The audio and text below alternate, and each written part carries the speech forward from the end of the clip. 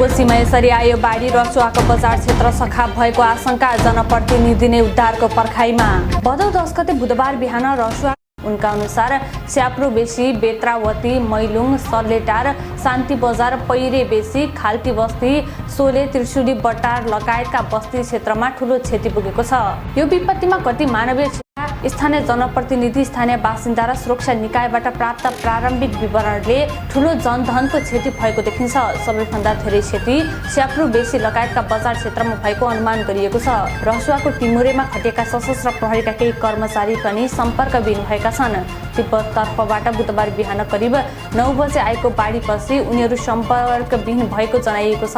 केन्द्रीय प्रहरी प्रवक्ता अभि नारायण काफ्लेका अनुसार इलाका प्रहरी कार्यालय टिमुरे, प्रहरी चौकी स्याप्रो बेसी र प्रहरी चौकी रसुवागढीमा क्षति पुगेको विवरण आएको छ। सरकारले उद्धारका लागि नेपाली सेनाको हेलिकप्टर पठाएको छ। रसुवाको गोसाईकुण्ड गाउँपालिकाको टिमुरे स्थित एकजना वडा सदस्य पेमा दोर्जे घलेका अनुसार अहिले त्यहाँ धेरै नागरिकहरू उद्धारको पर्खाइमा रहेका छन्। उनका अनुसार बिहान 8:30 बजे ठूलो बाढी आएको थियो। उनले भनेका छन्, हामीले केही सोच्न पनि नपाउँदै तहस नहस भयो। टिमुरे बजार केही पनि बाँकी छैन। बाढीले सबै तहस नहस बनाएको छ।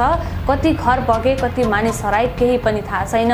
टिमुरेमा मात्रै 100 घरभन्दा बढी रहेको उनले अनुमान गरेका छन्। माथिबाट आएको आवाज र बाढी हेर्दा केही पनि जोगिएको छैन जस्तो लाग्छ।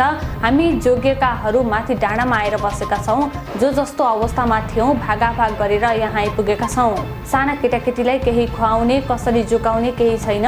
बगेको पानी खाएर बसेका छौँ। उनले आफूहरू उद्धारको पर्खाइमा रहेको बताएका छन्। यता प्रधानमन्त्री बालेन्द्र शाहले रसोमा आएको बाढीपछि उद्धार तथा राहतका लागि सरकारले सबै निकायलाई सक्रिय बनाएको बताएका छन्। उनले सामाजिक सञ्जाल मार्फत सरकारले गरिरहेको कामबारे जानकारी गराएका हुन्। प्रधानमन्त्री शाहका अनुसार उद्धार तथा राहतका लागि नेपाली सेना, सशस्त्र प्रहरी बल, एपीएफ, नेपाल प्रहरी परिचालन गरिएको छ। अन्य जिल्लाबाट पनि थप जनशक्ति प्रभावित क्षेत्रतर्फ पठाइएको उनले बताएका छन्।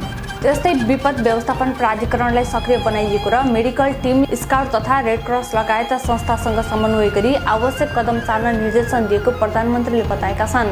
थप एम्बुलेन्स र मेडिकल जनशक्ति प्रभावित क्षेत्रमा पठाउने प्रक्रिया पनि अघि बढाइएको उनको भनाइ छ। बाढी बिहान गएको भनिए पनि ठ्याक्कै कति बजे आएको हो भन्ने यकिन विवरण आइसकेको छैन। मौसम विभागले ठूलो पानी परेका कारण बाढी आएको हुन सक्ने बताए पनि कारण त्यही मात्र हो भनेर पुष्टि भइसकेको छैन। बाढीले धेरै क्षति पुर्याएको स्याप्रो बेसी र टिमुरे बजार क्षेत्रको वास्तविक विवरण अहिलेसम्म आइसकेको छैन। त्यहाँको भौतिक क्षति धेरै भएको भनिए पनि मानवीय क्षतिका विषयमा आधिकारिक निकायबाट जानकारी उपलब्ध गराइएको छैन। बाढी पूर्वानुमान महाशाखाका अनुसार मौसमविद सञ्जीव अधिकारीका अनुसार रसुवामै पानी परेका कारण बाढी आएको देखिएको छैन। स्याटेलाइटबाट तस्बिर अध्ययन गर्दा तिब्बततिर ठूलो पानी परेको उनले बताएका छन्। रसुवा र नुवाकोट लगायतका क्षेत्रमा आएको भीषण बाढीका कारण नेपाल टेलिकमको सञ्चार पूर्वाधारमा समेत क्षति पुग्दा ती क्षेत्रको टेलिफोन तथा इन्टरनेट सेवा समेत प्रभावित भएको छ। बाढीले टेलिकमका 7 वटा टावर र